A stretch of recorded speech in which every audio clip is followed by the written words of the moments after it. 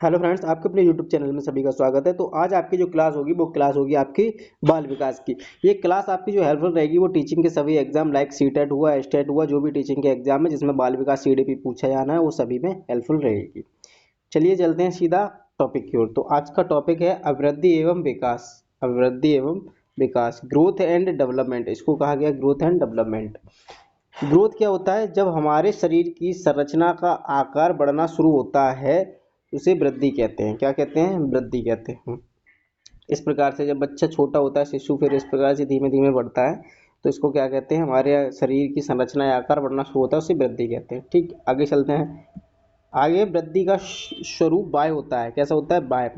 वृद्धि कुछ समय के बाद रुक जाती है। जैसे लंबाई, एक व्यक्ति की लंबाई होती है पाँच 5 से 6 फीट, 6 फीट के बीच अप्रॉक्स रहती है। ठीक है, 5.5 फुट। तो ये वृद्धि एक निश्चित समय के बाद क्या हो जाती है? रुक जाती है। ठीक है, जैसे लंबाई, चौड़ाई, ये क्या आते हैं? वृद्धि। वृद्धि क्रम के अनुसार नहीं चलती। वृद्धि जो होती है क्रम के अनुसार नहीं चलती। कभी हमारी लंबाई बढ़ती है तो कभी हमारा भार बढ़ता है। ठीक है, चलिए। वृद्धि दिशाहीन होती है। वृद्धि का हम मापन कर सकते हैं।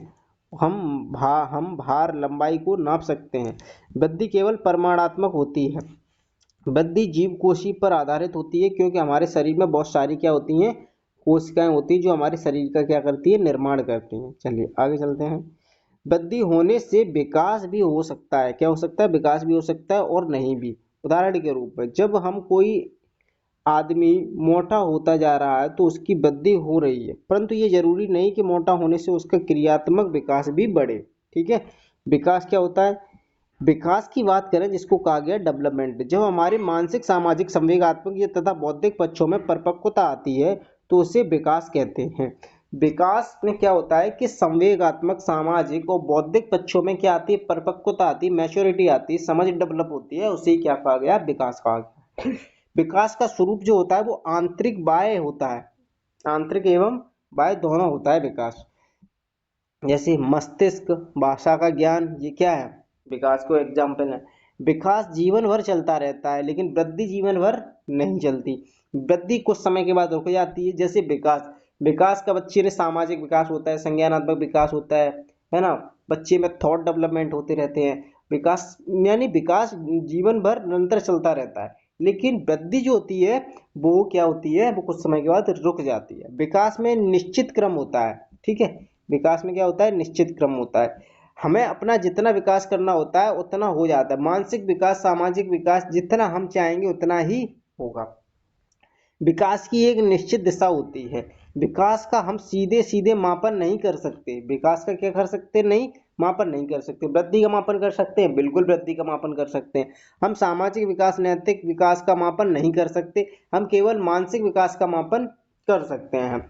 जैसे कि मानसिक विकास के मापन के लिए क्या होता है? मानसिक आय, वास्तविक आय बटे मानसिक आय, इस प्रकार से निकाल सकते हैं। मानसिक आय का क्या कर सकते हैं? मापन कर सकते हैं। ठीक है, M A upon C A into 100, ये क्या होता है? आई क्यू निकालने का फार्मूला होता है, मानसिक विकास, है ना? तो ये आप यहाँ से निकाल सकते हैं। तो विकास परिमाणात्मक और गुणात्मक दोनों होता है। विकास संगठनात्मक तरीके से होता है, क्योंकि विकास सभी विकास का एक संगठन है। ठीक है, आगे चलते हैं। विकास वृद्धि के बिना भी संभव है। विकास जो होता है वो वृद्धि के बिना संभव है, क्योंकि कुछ व्यक्तियों का आकार, ऊंचाई, भार नहीं बढ़ता, परंतु उनमें नैतिक विकास, सामाजिक विकास, बौद्धिक विकास अवश्य होता है। आपने देखा होगा कि छोटी सी उम्र में तो क्या होता है? कम उम्र में ही क्या करते हैं? अधिक विकास हो जाता है बच्चों का। ठीक है, बौद्धिक विकास बहुत बहुत अच्छा होता है। लेकिन तो जरूरी थोड़ी है कि मतलब वृद्धि पर डिपेंड नहीं करता विकास। ठीक है, चलिए आगे चलते हैं।